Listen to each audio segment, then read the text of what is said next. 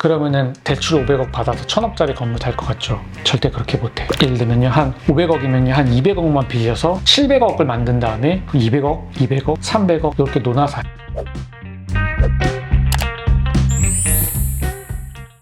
안녕하세요, 대표님. 네, 안녕하십니까. 스낵케라 김경란입니다. 오늘은 또 어떤 주제로 재미난 얘기 해주시나요? 오늘은요, 세상에는 부자가 많다. 그리고 부재로 강남 건물주들의 대출 현황에 대해서 말씀드리도록 하겠습니다. 제가 지난 1년간 한 100억 정도 되는 강남의 건물들을 엄청 찾아다녔었어요. 근데 이제 그러면서 나름 그래도 합리적으로 내려온 가격들, 요새 강남 건물들도 가격이 많이 빠졌거든요. 그래서 좀 합리적인 가격이 내려온 것들은 제가 이런저런 자료를 요청을 해요. 도면도 주세요, 등기부등본도 주세요, 뭐 이것저것 자료를 요청을 하는데, 그 등기부등본을 가지고 제가 한번 이렇게 통계를 내봤어요. 20개 정도 되는 매물들의 그 호가 대비 이분들의 대출이 얼마나 있는지 제가 계산을 해봤어요. 그럼 대충 얼마 정도 나오나요? 제가 계산을 해보니까요, 평균 호가는 96억 정도가 나왔고요. 그리고 추정하는 대출 원금, 등기부등본상의 채권 최고액만 볼 수가 있고, 대충 거기서 이제 120%를 나누면은 그게 이제 대출 원금으로 추정이 되거든요. 근데 실제로는 아마 그거보다 적을 거예요. 왜냐면은 대출을 갚고 감액 등기는 안 했을 거거든요. 근데 어쨌거나 그 대출을 그대로 있다고 가정을 했을 때 계산을 해보니까 평균이 15억이 나오더라고요. 그러면은 LTV는 15.5%인 거예요. 아니, 강남 건물을 사는데 대출을 그거밖에 안 받는다고요? 근데 오히려 저는 생각보다 LTV가 되게 높다고 생각해요. 아니, 보통 100억짜리를 산다고 하면은 최대한 대출 받고 나머지 돈으로 또 다른 투자할 수 있는 거 아닌가요? 근데 이제 우리나라 부동산들은 이제 거래 비용, 특히 취득세가 워낙 크기 때문에요. 한 번 사면은 이거를 막 1, 2년 갖고 있으려고 투자를 하는 게 아니거든요. 몇십 년씩 갖고 있거든요. 이제 그러다 보니까는 대부분의 웬만한 건물들은 다 막 10년 이상씩 갖고 있는 경우가 태반이거든요. 그러니까는 당연히 그 당시에는 뭐 대출을 많이 받았어도 시간이 지났으니까 이제 가격이 올라가니까 그 대출 금액이 자연스럽게 작아지는. 근데 이것도 어디까지나 팔려고 내놓은 매물들에 대한 대출이니까 많은 거죠. 그냥 무작위로 강남 건물들의 대출 현황을 확인을 해보면요, 그보다 훨씬 적을 겁니다. 그건 제가 확신합니다. 네, 그래서 통계를 조금 더 말씀드리면요, 평균 호가 96억, 대출금 15억. 그리고 왜 대출이 적은지 이해가 되시는 건 이 소유자들의 연령을 말씀을 드리면은 잘 이해가 되실 거예요. 보니까요, 소유자 평균 연령이 73세가 나오더라고요. 그러면은 지금 대표님께서 통계 내신 그 건물들이 전부 다 개인 명의로 되어 있다는 말씀이신가요? 예, 딱 한 개만 법인 명의였고요. 나머지는 전부 다 개인 명의였습니다. 그리고 다 고령이었고요. 그리고 이분들의 나이가 고령이다 보니까 이분들이 파는 이유가 대출 이자가 부담스러워서 못 버텨서 파는 그런 게 아니고요. 물론 2명 정도는 좀 LTV가 높았어요. 근데 그 2분 제외하고 나머지 분들은 대출 이자가 부담스러운 게 아니고 고령이어서 재산 정리하거나 아니면은 돌아가셨거나. 미디어에서는 강남 건물주들도 곡소리 난다 막 이런 내용들을 많이 접한 것 같은데 사실상 그렇진 않네요. 그거 완전히 틀린 이야기입니다. 그러니까 건물주랑 연예인 걱정하지 말라는 이야기 있잖아요. 저는 그게 맞는 것 같아요. 그러면 지금 매물 이렇게 나와 있는데 그 매물을 이제 사려고 매수하려고 하시는 분들도 이제 최대한 대출을 덜 일으키려고 하시나요? 아무래도 젊고 현금 흐름이 좋은 분들은, 그러니까 소득이 많은 분들은 좀 대출을 일으키려고 하시고요. 그 다음에 좀 나이가 있고 현금 흐름이 적은 분들은 대출을 좀 안 일으키려고 하십니다. 그리고 일전에 제가 한 6억 정도 되는 신금호에 있는 1층 상가를 경매를 들어갔던 적이 있어요. 근데 그 당시에 이제 제가 들어가는 매물, 그리고 옆에 이제 11개의 호수가 있었는데 제가 등기부를 다 떼봤어요. 11개. 그랬더니 그 당시에 어떤 결과가 나왔냐면요, 소유자 평균 연령이 62세가 나왔어요. 그리고 대출은 11개 호수 중에 한 개만 대출이 있고 나머지는 다 대출이 없었어요. 와. 평균을 내보니까 LTV가 12%가 나오더라고요. 와, 근데 생각보다 돈 많은 사람들이 너무 많네요. 네네.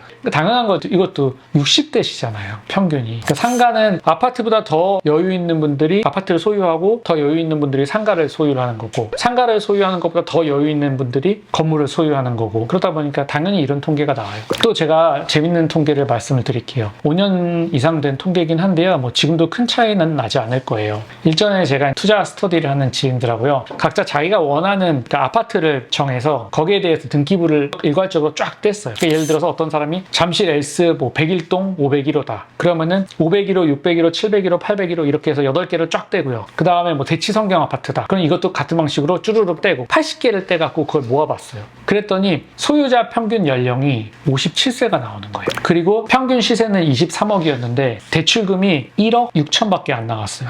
와. 와, 너무 적은 거 아니에요? 그러니까 LTV로 치면은 7.5%인 거죠. 아파트 소유자의 평균 연령이 50대 중반이기 때문에요. 그런 분들이 사실 대출을 많이 받기는 쉽지 않잖아요. 그리고 한국은행과 통계청에서 매년 국민 대차대조표라는 자료를 발표를 하는데요. 거기에 보면 이제 가계 앤드 비영리 단체, 기업, 정부 이렇게 해서 그들의 재무상태표를 구분해서 통계를 내는데요. 가계 및 비영리 단체의 자기 자본 비율이 대략적으로 한 83% 정도가 돼요. 이걸 제가 다시 설명을 드리면요. 그러니까 총 자산이 10억인데 순자산이 8.3억이라고 보시면 되는 거예요. 부채가 1.7억밖에 안 된다는 거죠. 근데 1.7억도 그나마 대략 한 반 정도는 보증금이고요. 나머지 반 정도만 순수한 이자부 부채예요. 그러니까 재무상태표가 가계가 굉장히 튼튼하다는 거죠. 그리고 예전에 통계청인가 한국은행인가 나왔던 자료인데요. 다주택자의 80% 이상이 전세 보증금을 반환할 수 있는 여력이 있다. 그런 통계도 있거든요. 그러니까 가계, 기업, 정부 중에 가계와 비영리 단체가 전체 부의 반을 가지고 있어요. 눈에 안 보일 뿐이죠. 세상에 부자가 진짜 많아요.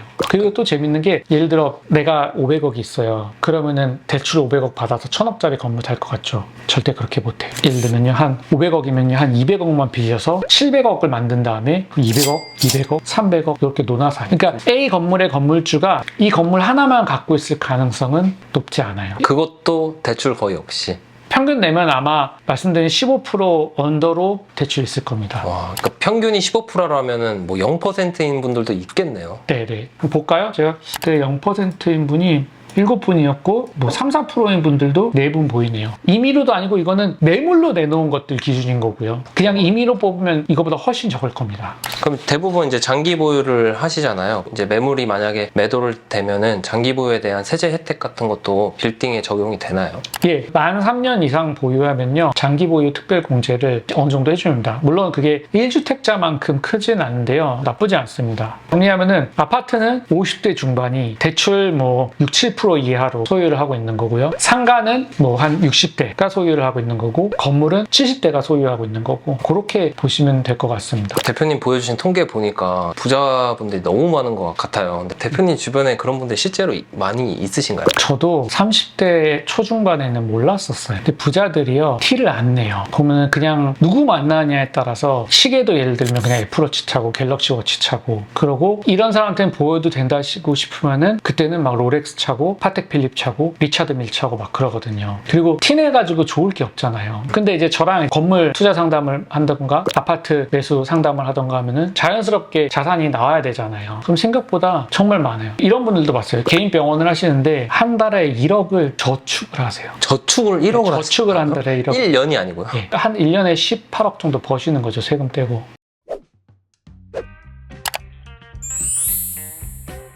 금일은 매물로 내놓은 강남 건물주들의 대출 현황을 말씀드리면서 덧붙여서 뭐 상가나 아파트의 소유자들의 이제 대출 현황도 말씀을 드렸어요. 근데 그거 외에도 굉장히 다양한 통계들과 숫자들이 제 블로그에 나와 있으니까요. 궁금하신 것들은 제 블로그 찾아보셔도 되고 아니면은 저한테 댓글로 질문을 주셔도 될 것 같습니다. 구독, 좋아요, 알림 잊지 마시고요. 감사합니다.